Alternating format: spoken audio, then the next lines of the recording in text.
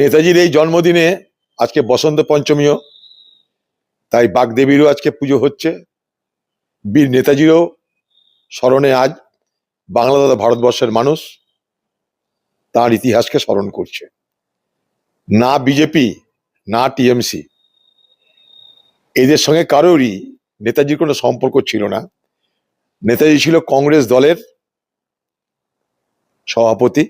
একটা সময় তিনি ফরওয়ার্ড ব্লক দল তৈরি করেছিলেন। সেই সূত্রে ফরওয়ার্ড ব্লকের লোকেরা বলতে পারে যে তার আদর্শ মেনে আমরা হয়তো ফরওয়ার্ড ব্লক পরিচালনা করেছি। তো যারা নেতাজিকে সামনে রেখে ভোটের পেঁয়াজি ভাজার চেষ্টা করে তাদের জন্য অন্তত বাংলার মানুষ যেন সমর্থন না করে, সে টিএমসি হোক আর বিজেপি হোক।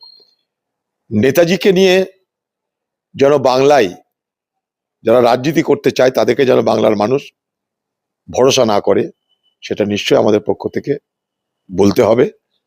কারণ নেতাজি কোনো পার্টির নয়, নেতাজি কোনো ব্যক্তির নয়, নেতাজি হচ্ছেন দেশের, নেতাজি আমাদের সকলের।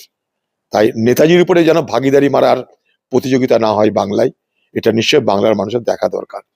মমতা ব্যানার্জির সেই ভবানীপুরে থাকে, পাশে আরেক জায়গায় নেতাজি কলকাতারই একজন ব্যক্তি, তার অনেক কর্মকাণ্ড জড়িয়ে আছে, পরে বলতে পারে নেতাজি কলকাতারই লোক। এই মমতা ব্যানার্জির আমলে নেতাজির যারা পরিবারের লোক, নেতাজির যারা আত্মীয়, তাদের বাড়ি করবার সময়, ঘর করবার সময় তাদের কাছে তোলাবাজি করতে গেছিল তৃণমূল দলের নেতারা। নেতাজির পরিবারের লোকেদের তাদের গৃহ রক্ষণাবেক্ষণ করার জন্য নিজেদের ইচ্ছা মতন বালি সিমেন্ট খরিদ করে অধিকার ছিল না তাদের নিজেদের বাড়ি নির্মাণের।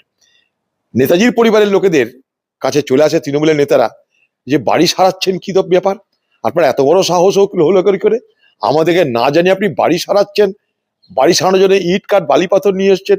নেতাজির পরিবারের লোকেরা বলছে ভাই এটা তো আমাদের নিজের পয়সায় করছি। বলছে না, এখানে সব হবে না, দিদির রাজ্য, দিদির রাজ্যে আমরা সব নেতাজি, পাড়ায় পাড়ায় আমরা নেতাজি আছি, কোনো ব্যক্তির কোনো কিছু করবার অধিকার তার নেই, সব আমাদেরকে বলে করতে হবে।